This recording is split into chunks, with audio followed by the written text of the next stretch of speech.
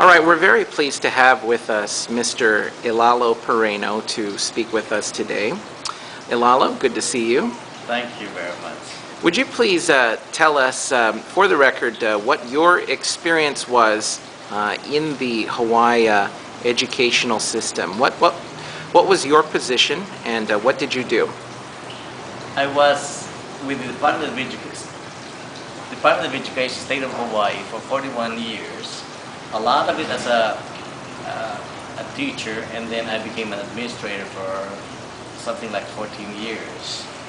And I was in a high school level. It's one of the largest high schools in Hawaii.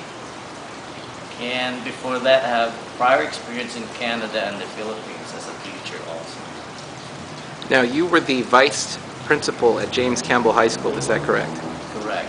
How many years were you there? That's almost my 41 years, except for 4 years at Waianae Intermediate School. So that's a good 37 years. Okay, now, obviously you are no ordinary person. When you retired from James Campbell High School, and what year was that? That was in it's 2007. Okay. And I thank you I'm so flattered with your statement. Okay, but when you retired in 2007, you were obviously no ordinary person. The legislature gave you an official commendation upon your retirement from James Campbell High School.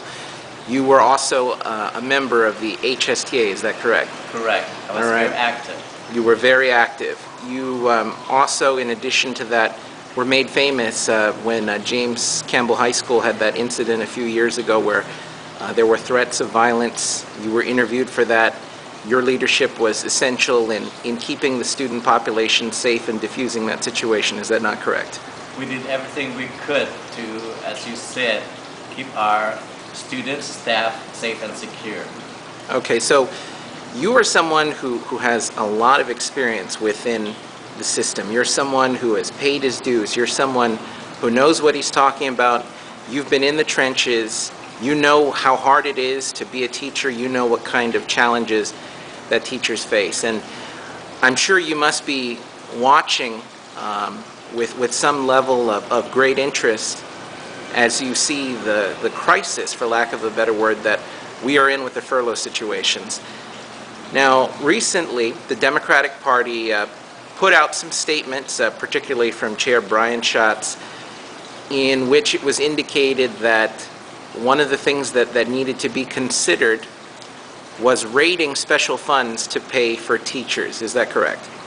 That is a statement I received in my email, and I don't believe that we should be very quickly and conveniently raid the special funds, because the funds are there for specific purposes.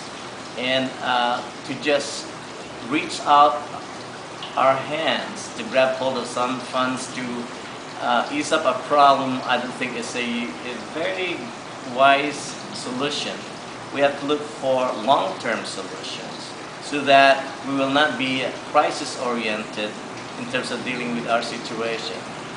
Okay, so you believe that it's wrong for us to raid things like the Hurricane Fund or the Rail Fund, for example, to pay for this situation. So what you're saying is that just throwing money at this crisis in general is not the answer. Is that right? That is correct. And at this time, this is exactly, even if it's an intentional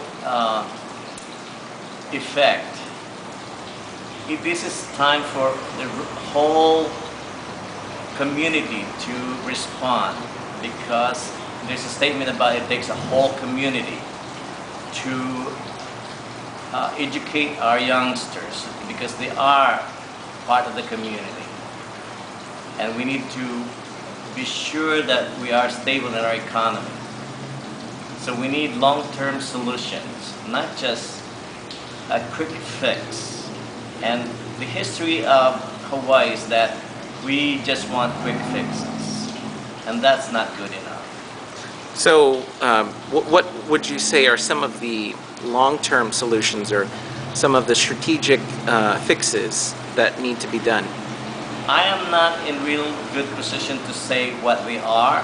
This is where we need the financial experts, the economists, and to see what they could come up with so that we will strengthen our economy, not just statewide, but the whole country. We cannot just leave it to government officials to formulate and establish what could be done. We need everybody. We have a lot of experts. The universities are coming up with a lot of brain power. We need to develop, I do believe we already have developed, but we need to engage more of the think tanks in terms of coming up with very specific and very applicable, appropriate solutions. Now, as a educator, during your time as an educator here in Hawaii, were there any particular policies which frustrated you or you thought were a hindrance to the education of our children? Well, there is a tendency, especially for a state of Hawaii, which is unique for the whole 50 states, that is just one school district as such. And that there's a statement that officials want from the bottom up. But that's a lot of lip service, because when people come up with ideas from the bottom, it usually doesn't get very far. It's usually the modus operandi is from the top down. Now, I understand that there's some ways to deal with that, but we need more ingenious ideas. There are such things, but there seems to be a limit because of the bureaucracy that is in the system. Now, what would you say to people like Chair Schatz or certain legislators who want to raid funds that were appropriated to other programs just to pay for this shortage that we have? What would be your message to them? The message I have is, let's be challenged by this situation and not just come up with what I call knee-jerk reactions and just start reaching our long arm into the other pockets of the government that's established for specific purposes. Let's be challenged to come up with better solutions. Let's be challenged to come up with stable and long-term solutions. Do you think that certain people are exploiting this crisis at the expense of the children? Well, it seems like what we have right now is that we have a whipping boy, or what I call whipping children. We're whipping the children all over the place. And we have to stop that, because we have to love our children. We have to nurture them, because they are our population.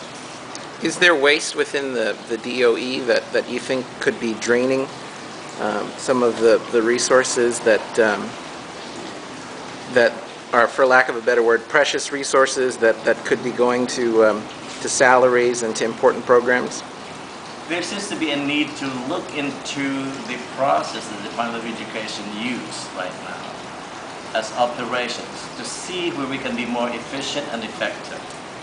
It seems like it's business as usual, but what seems to be business as usual is not really being effective. I don't have the answers. There are many people out there who have the job, the responsibilities on the day-to-day basis to look into these things. But we seem to be carried along in terms of what we do, and it becomes a very regular process. We have to look for the unusual ways of dealing with education. Well, thank you, Ilalo, and we're very glad to have the chance to meet with you and interview you. And thank you for taking the time to interview with us. Thank you very much.